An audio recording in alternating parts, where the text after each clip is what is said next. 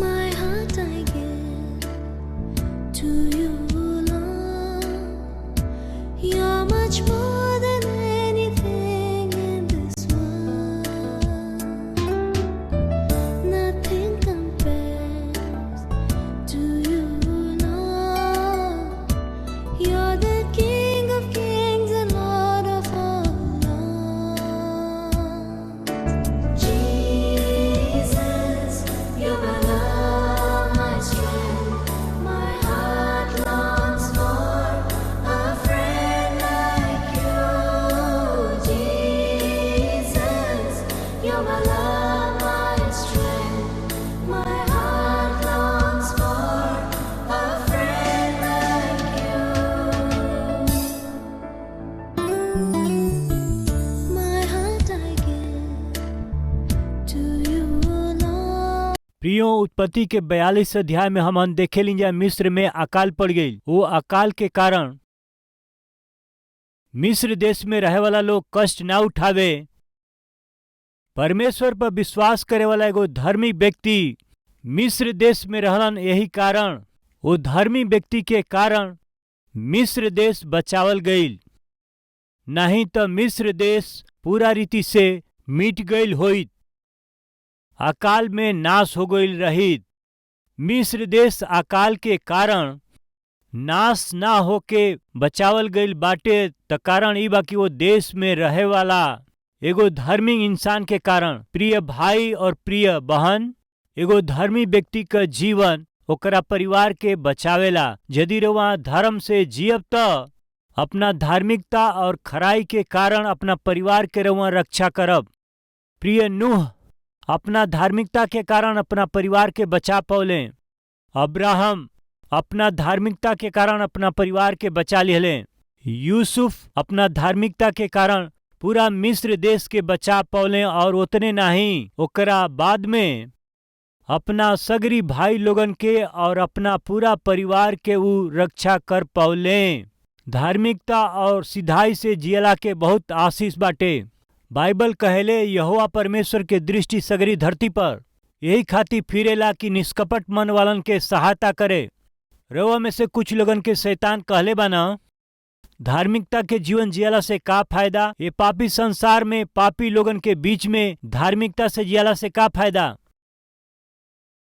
काहे कि मनमर्जी से जिए वाला लोग, अन्याय से जिए वाला लोग, अधर्म से जिए वाला लोग आसानी से धन कमात हमें, आराम के जीवन जियत हमें, सुख विलास के जीवन जियत हमें।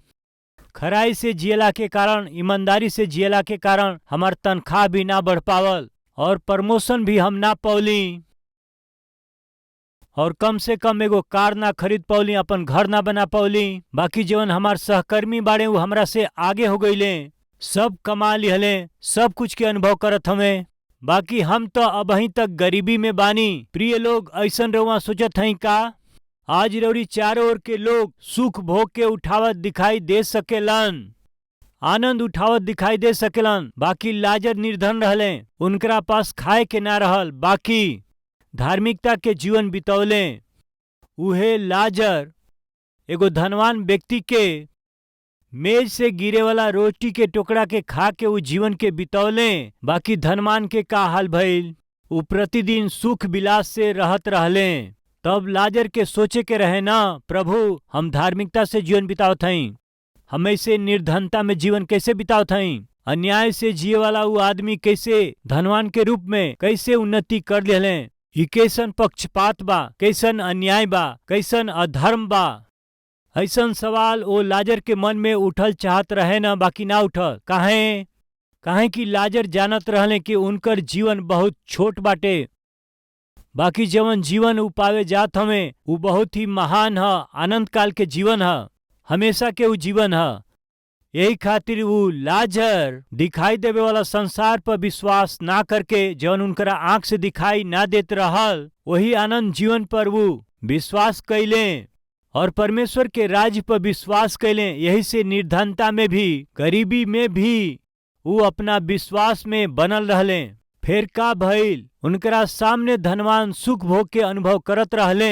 लाजर दुख उठौले बाकी रोले नाही, चिंता ना कैले, व्याकुल ना भइले। प्रिय उ ऐसा ना कहले धर्मी के रोटी के टुकड़ा मिली और अधर्मी के रोटी मिली, कहा अन्याय प्रभु, ई सवाल ना कैले।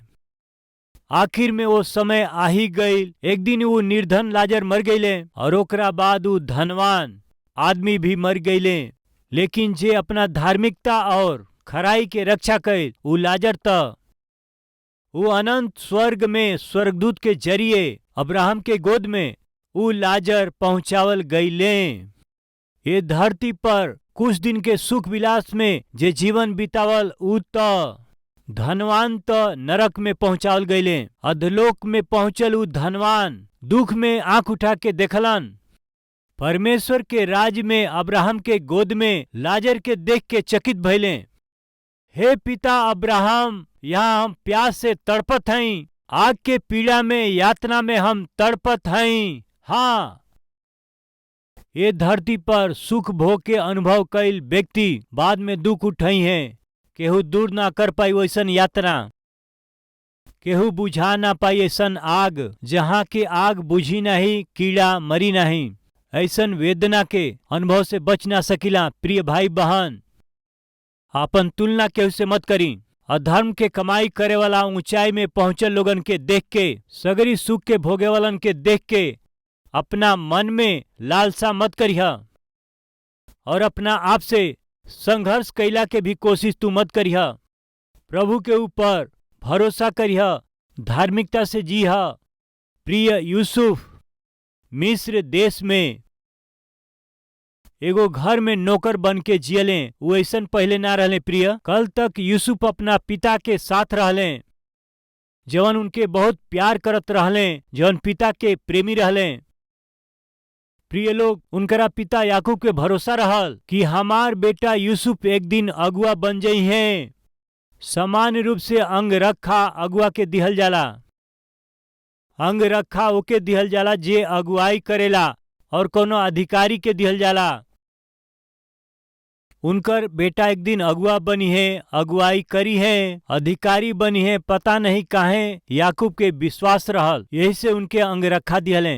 ऐसन आशा और उम्मीद रखे वाला याकूब से यूसुफ के दूर कर दिहल गईल। अंगरखा पहन के बड़ा आराम से जिए वाला यूसुफ के जीवन में दुख आ गई। अचानक उनकर स्थिति बिल्कुल बदल गई। कल तक राजकुमार के जैसे रहे वाला, बाकी अचानक एगो घर में नौकर के जैसे उनके काम करे के पड़ल। स्थिति बदल गई। प्रिय, हो सकेला एक समय रउआ अच्छा जीवन जियली, आर्थिक रूप से धनवान रहली, एगो अच्छा घर में रहत रहली, राउर अच्छा स्थिति रहल, रउआ अच्छा कपड़ा पहनत रहली, अच्छा जूता पहने वाला व्यक्ति रहली, अच्छा कार में जाए वाला और अच्छा घर में रहे वाला व्यक्ति रहली। बाकी आज परिस्थिति बदल गईल बाटे, बिगड़ गईल बाटे। रउआ जे के आधार बनौली और आधारित होके अपना जीवन के बितौली, उ सगरी रउआ के एक के बाद एक छोड़ के चल गेलन जा। आज रउआ आधार रहित स्थिति में आ गेल बानी। आज परिस्थिति ठीक नहीं खे, भविष्य में दिखाई देवे वाला चीज ठीक दिखाई नहीं खे देत। आंख खोलते ही रउआ के एसी दिखाई देत रहे, आंख खोलते ही रउआ के फ्रिज दिखाई देत रहे, आंख खोलते ही रउरी सामने स्मार्ट टीवी दिखाई देत रहे, आंख खोलते ही पैसा और सुंदर घर दिखाई देते रहे। बाकी स्थिति ठीक नहीं खे। तब रउआ इस सवाल कर सकीला, ब्रदर हमारा साथ काहे भइल, हमारा साथे स्थिति काहे भइल, काहे ऐसन भइल। प्रिय, यूसुफ के स्थिति भी ऐसे अचानक बिगड़ गई। यूसुफ के कुछ अच्छा ना लागत रहे, एगो घर में नौकर बनले और एकरा बाद ईमानदारी और खराई से काम कैला के कारण वो घर के अगुवाई करे के स्तर तक उ पहुंच गए। ओकरा बाद जब ईमानदारी से वो घर के काम के करत रहले त उ कोनो पाप ना कैले रहले, बाकी अन्याय से जेल खाना में डालल गईले। जेल खाना में उ कितना साल रहले हमनी का नहीं जा जानत। कुछ बरिस तक, कुछ साल तक उ यूसुफ जेल खाना में अधर्म और अन्याय के साथ में उनकरा पैर में लगावल गई जंजीर के कारण वो दुख उठौले, कष्ट उठौले। रउआ कह सकिला भाई यूसुफ के पैर के जंजीर से बांधल गई और वो जंजीर से वो दुख उठौले। एक तरह से उत्पत्ति के किताब में हमनी के ना दिखाई देला ना। फिर यूसुफ जंजीर के द्वारा दुख उठौले, रउआ के काहे लागल? बाइबल अद्भुत ग्रंथ हवे। वो अद्भुत ग्रंथ के सावधानी से जांच कैला पर एगो व्यक्ति के विषय समाचार वो प्रांत में पुस्तक में लिखल गईल बाटे। आई जा देखल जा। भजन 105 17वां पद से वो यूसुफ नाम पुरुष के उनसे पहले भेजले रहले, जवन दास होखे खातिर के बेचल गईल रहले। लोग उनकरा पांव में बेड़ी बांध के उनके दुख दिहले। उ लोहा के सांकल से जकड़ल गईले। जब तक उनकर बात पूरा ना भइल, यहोवा परमेश्वर का वचन उनकरा के कसौटी पर कसत रह गईल। परीक्षा, यूसुफ परीक्षा में से गुजरत रहले। सब कुछ खोवा दिहले। परीक्षा, उनके एगो नौकर बने के पड़ल। परीक्षा, अन्याय से उनकरा ऊपर दोष लगावल गईल। परीक्षा, उ कोनो गलती ना कैले फिर भी उनकर नौकरी खो गई। परीक्षा, उ अपना पोस्ट और पोजीशन के खोवा दिहले। अब उ बंदीगृह में चल गईले। परीक्षा, सबसे दूर होके अकेला रह गईले। परीक्षा, आज हमार प्रिय भाई और बहन परमेश्वर पर वहाँ विश्वास करीला तो खराई और धार्मिकता से जीवे वाला विश्वासी है तो आज रौरी जीवन के हर एक सब कुछ विपरीत परिस्थिति रौरी खाती परमेश्वर के बढ़हन योजना बाटे। यही कारण परीक्षा द्वारा पर आयल बा। नौकरी खवा दिहले। परीक्षा, प्रिय भाई नौकरी रोवा खो दिहली। प्रिय बहन नौकरी रोवा खो दिहली। पी करके कोनो महिला के छेड़ के ओकरा पर हाथ डालनी या केहू के गलत SMS भेज के ऐसन गलत काम कैला से नौकरी गईल त ई ना ह। मत कहिया अपना पत्नी से परीक्षा ह। देखा हम कहले रहली न परीक्षा बा। गलत काम कैला के कारण अपना नौकरी के खो के परीक्षा मत कहीं। यदि खराई से धार्मिकता से नौकरी करके रउआ अपना नौकरी के खोवा देते हैं तो यह परीक्षा हवे। शायद परमेश्वर रउआ के परखत हमें, जांचत हमें। हाँ, यूसुफ के जीवन में गड़बड़ी भइल। परीक्षा, उनकर स्थिति अचानक बदल गई। परीक्षा, उनकरा सामने पहले जे दिखाई देत रहे अब दिखाई ना देत हमें। परीक्षा, उनके अकेले रह के पड़ता। परीक्षा, उनकरा नौकरी और जीवन के आधार के खोवे के पड़ गई। परीक्षा, बाइबल बतावेले परमेश्वर जौन उनके दर्शन देले रहले जब तक पूरा ना हो गई वो 13 बरिस तक परमेश्वर के वचन यूसुफ के कसौटी पर कसत रहल। परीक्षा, परीक्षा, उ परीक्षा कब तक भइल? 13 बरिस तक। 13 बरिस तक। 17 साल के उम्र में वो अपना पिताजी से अलग भइले। 30 बरिस में मिस्र देश पर शासन करे वाला उत्तम स्थान तक वो पहुंच गईले। प्रिय भाई बहन, ये 13 बरिस के परीक्षा में यूसुफ पास हो गईले। तब रउआ कह सकीला 13 बरिस ई बहुत मुश्किल बा भाई। ये एकरा पर निर्भर बाकी आवे वाला समय में रउआ का बनल चाहत हई। रउआ जवन बनल चाहत हई, जवना स्तर तक रउआ पहुंचल चाहत हई, वही पर और परीक्षा आधारित होला। 10th क्लास तक रउआ सोचब तो खाली 10 साल काफी बाटे। खाली 12 बरिस तक सोचब तो खाली 12 बरिस ले परीक्षा राउर होई। खाली डिग्री रउआ सोचब तो खाली 15 साल तक राउर परीक्षा होई। बाकी PG होके के बाद तो 17 बरिस परीक्षा राउर होई। और ऊंचा शिक्षा पावे के बाद और भी बहुत से अधिक परीक्षा होई। रउआ जवना स्तर तक पहुंचल चाहत हई और वो स्थान पर आधारित हवे राउर उ परीक्षा। LKG UKG के बाद रुकल चाहत हई तो 2 साल परीक्षा होखी। का रउआ लंबा समय से परीक्षा से जात हई? लंबा समय से जेकर नतीजा ना मिलल रउआ परीक्षा में जात हई का? हिम्मत से रही, उत्तम सोच के रखे वाला परमेश्वर लंबा समय से राउर परीक्षा करत हमें कारण जानत हई का? रौरी प्रति विशेष योजना बाटे। यही से फिर से एक बार याद करावत हई, एक समय मिस्र देश पूरा दुनिया में एगो संपन्न देश के रूप में जानल जात रहे। वैसन देश के लोग आज भूख से तड़पत बाटे।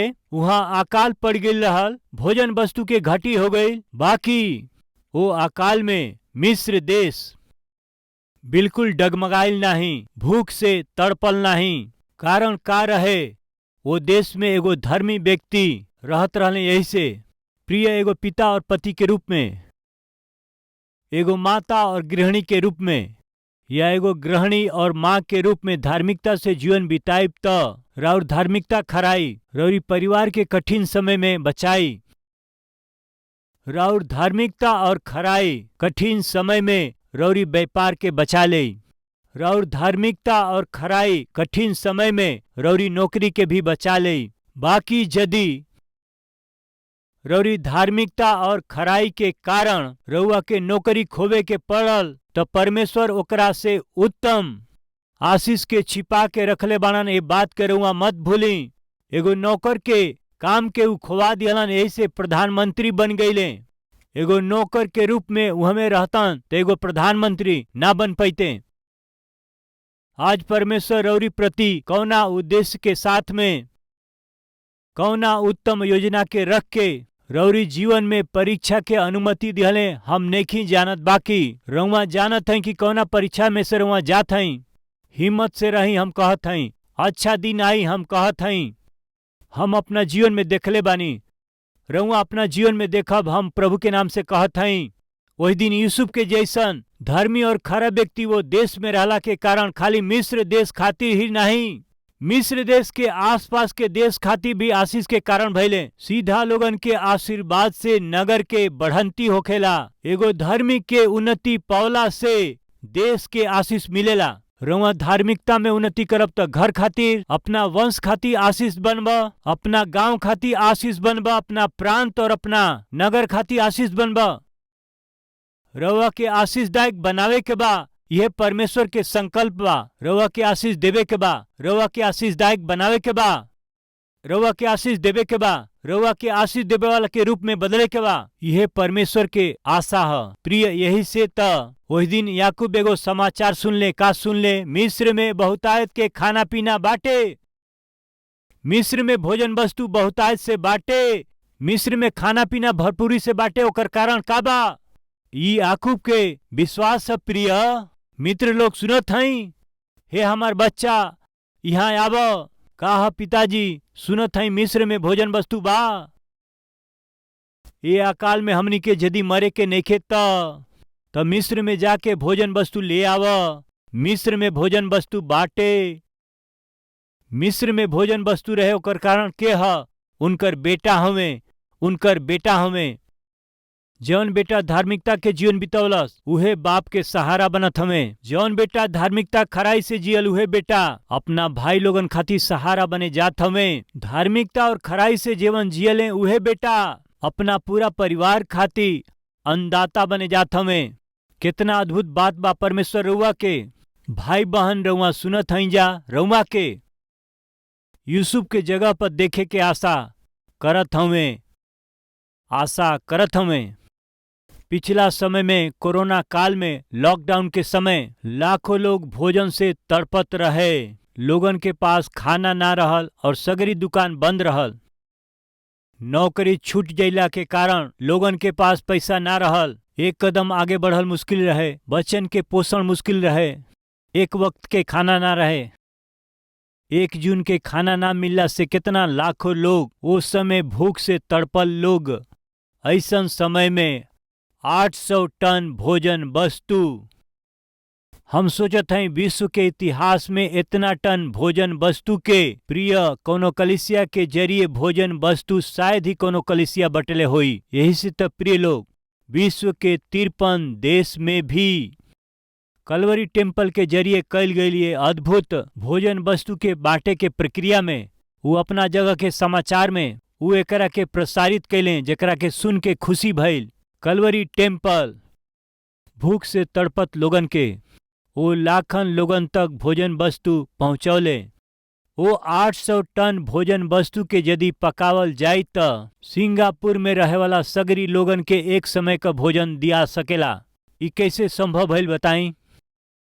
यही हैदराबाद शहर में बहुत बेर 2 जून के रोटी ना भइला के कारण भूख से तड़पल व्यक्ति रहली हम। कुछ संदर्भ में हम इतना तकलीफ से गुजरली कि दूध वाला आके दूध के पाकिट देके गईले। ठीक बा, सवेरे उठ के वो दूध के हम गरम करब सोच के गईली। माचिस ना रहे वहां। माचिस खरीदे के खातिर 1 रुपया अपना पाकिट में देखली तो वह ना रहे। हम अपना पूरा कमरा में ढूंढली प्रिय, कुछ ना मिलल। माचिस 25 पैसा में मिलत रहे। पूरा घर के खोजली बाकी 4 आना हमके ना मिलल। हमार किस्मत अच्छा रहे, हमके 15 पैसा मिलल। हम जौन विषय बतावत हई हमारा पूर्वजन के विषय ना ह। हम जौन बतावत तनी अपना विषय में बतावत हई। हम सतीश कुमार एक समय कौना स्थिति में से होके गईली हम बतावत हई। कहाँ से परमेश्वर कहाँ लियले अपना विषय में बतावत हई। माचिस खाती 4 आना ढूंढला से 4 आना ना मिलल, बाकी 15 पैसा हमके मिलला से तुरंत सामने के किराना दुकान में जाके माचिस देई कहला से वो तुरंत माचिस उठा के ऐसे रख दिहलें। ले माचिस सामने रख लें। हाँ, हमहू के रखे के बा ना। फिर हमहू रखली। का रखली बताई? 15 पैसा रख दिहली। वो आदमी देख के 15 पैसा काहे देत हवा, 25 पैसा भइल। 25 पैसा के माचिस हवे, 25 पैसा रखा ऐसे कहलें। तब हम उनसे कहली अपना माचिस के डिब्बा के रुआ रख लें। 10 पैसा के काठी के रुआ रख लें। 15 पैसा के काठी हमके द। वो आश्चर्य से हमके देखलें। का बबुआ, 10 पैसा के काठी के हम निकाल लें? खाली 15 पैसा के काठी रउआ के चाही? हाँ जी। ई काहे खातिर? 15 पैसा से अधिक हमरा पास नहीं खे। हमरा पास खाली 15 पैसा बा। मित्र लोग, हमरा जीवन में हम ऐसन कष्ट से गुजरली। जब नया नया हैदराबाद में अली ऐसे नहीं अच्छा नौकरी रहे, जितना कमात रहली सुसमाचार की सेवा खातिर, परमेश्वर के राज खातिर अपना पूरा कमाई के हम खर्चा करत रहली। ऐसे खर्चा कैला के बाद खाना खातिर पैसा ना रहे, दुख उठावत रहली, भूखा रहत रहली, बहुते कष्ट उठौली। वो 15 पैसा के माचिस मंगला से वो हंसत रहले। ठीक बा, ले जा। माचिस मिलला से माचिस तो मिल गई। माचिस हमरा के मिल गई रहे। ई कौनो हाँ, जैसे कोहिनूर के हीरा मिलला से खुशी होला। माचिस हमके मिल गई बा। बड़ा खुशी से हम आके माचिस से स्टोव जला के दूध रख के दूध के उतरला के बाद देखला से चीनी के डिब्बा खाली रहल। सामान्यतः जीभ के स्वाद तो चाही न प्रिय, चीनी बिना कैसे काम चली। दूध तो रहे बाकी चीनी ना रहल। हमके अपना आप पर तरस आइल। का बाई जिंदगी, कम से कम एगो कॉफी बना के हम ना पी सकीला, दूध ना हम पी सकीला। आधा घंटा पहले माचिस खातिर संघर्ष, अब 1 चम्मच चीनी खातिर अब परेशानी बा। अपना जीवन में से बहुत संघर्ष और परेशानी में से होके गईली। उहे सतीश कुमार परमेश्वर के हाथ में सौंपल गईले। परमेश्वर के इच्छा के अनुसार सेवा कैला से उस सेवकाई आज के दिन 8 लाख किलो भोजन के हमारा कलवरी टेम्पल के अद्भुत भाई बहन लोगन के, यानी हमारा आत्मिक भाई बहन लोगन के भोजन दे पौले बानी। तेईस हमार कोनो महानता ना हुए। 25 पैसा दे के माचिस ना खरीद पौली। ये दिन सेवक के परमेश्वर कितना आशीष दिहले। प्रिय हमार प्रिय भाई और बहन लोग, सुनी जवन गरीबी बा, जवन तकलीफ राउर बा, आज रौरी जीवन के दुख, रौरी जीवन के कमी, ऊ खाली कुछ समय के बाटे। समय आवे वाला बा, आ गइल बा। राउर धार्मिकता और राउर खराई, परमेश्वर के प्रति विश्वास योग्यता रउआ के दूसरा खातिर और आसपास के लोगन खातिर आशीषदायक बना देई। एकरा में कोनो शंका नइखे।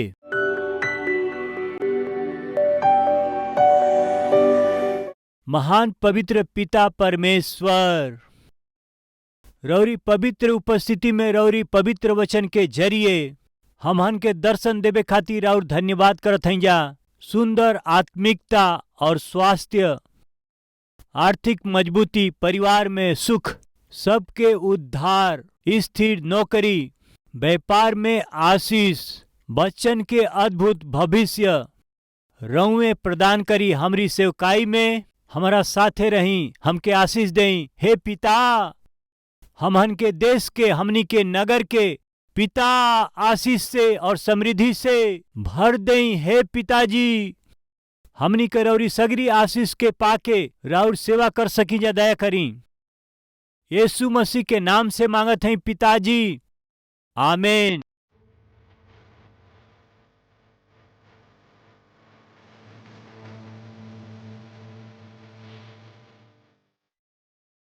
प्रभु में अति प्रिय भाई और बहन, रउआ सबके सलाम। रउआ अच्छा है। कलवरी आवाज 2003 में शुरुआत भइल और आज 2023 के 20 बरिस हो चुकल बा। प्रिय रउआ ये टीवी प्रोग्राम से प्रेम कैली, प्रोत्साहित कैली, प्रार्थना कैली और उतने नहीं, अपना भेंट के जरिए रउआ सब मदद कैली। यही से हम रउआ सबके पूरा दिल से धन्यवाद करत हई। आज एक कार्यक्रम के जरिए हजारों और करोड़ों लोगों तक जीवित परमेश्वर के अद्भुत सुसमाचार के पहुंचावे खातिर रौरी जरिए कैल गई मदद खातिर हम दिल से धन्यवाद देते हैं। और यही समय हमनी कही कलवरी आवाज के कार्यक्रम भोजपुरी में ही ना, भारत देश में बोले वाली हर एक मुख्य भाषा में प्रभु यीशु मसीह के सुसमाचार के हम पहुंचा सकें परिश्रम करत हैं। वैसे ही हर महीना लगभग 650 टीवी कार्यक्रम के प्रसारित करत हैं जा। बोझ से भरल इस सेवकाई आगे जाए के बात निश्चित रूप से राउर सहायता, प्रार्थना और सहयोग बहुत जरूरी बा। एगो कार्यक्रम के प्रसारण खातिर अनेक चैनल के माध्यम से 20,000, 30,000, 40,000, 50,000 तक एगो कार्यक्रम खातिर खर्चा करे के पड़ेला। प्रभु यदि रउआ के अगुवाई करें तो ये टीवी कार्यक्रम के मदद करे खातिर रौरी मन में बोझ दिहला से निश्चय प्रार्थना करके ये सेवकाई के मदद करी। हम चाहत हैं प्रिय हैदराबाद में हर शनिवार के होखे वाला स्पॉन्सर मीट में रउआ शामिल होके रौरी परिवार की ओर से एगो टीवी कार्यक्रम के सहायता कैला के जरिए सुसमाचार के लाखों लोगन तक पहुँचाई। हम विनती करत हैं प्रिय ये हफ्ता में परिवार में केहू को जन्मदिन बाका या परमेश्वर रौरी जीवन में कोनो शुभ काम कैले हमें का, रौरी प्रार्थना के जवाब देले हमें का, देले हुआ का रउआ धन्यवादी होके कलवरी आवाज के मदद करब या परमेश्वर संतान के आशीष दिले, नामकरण करे के होके, अक्षर अभ्यास करे के हो, अन्न सेवन करे के होके, ये शुभ काम के हमारा हाथ के जरिए रौरी बच्चन के जीवन में करवावे के आशा करत हैं। तो शनिवार के कलवरी के आवाज के सहायता करके रौरी जीवन के शुभ काम के हमारा साथे खुशी मनावे खातिर रउआ सबके हम प्रेम से स्वागत करत हैं। यानी हमारा परिश्रम में रउआ सहभागी होके अपना खुशी के बांटी, रौरी खुशी में हम सहभागी होके रौरी खुशी के पूरा करे के बा। दिल से चाहत हम ये अद्भुत परमेश्वर के सुसमाचार के संसार के पहुंचावे के प्रक्रिया में रौरी प्रार्थना और उत्साह के चाहत हम प्रभु में राउर प्रिय सतीश कुमार।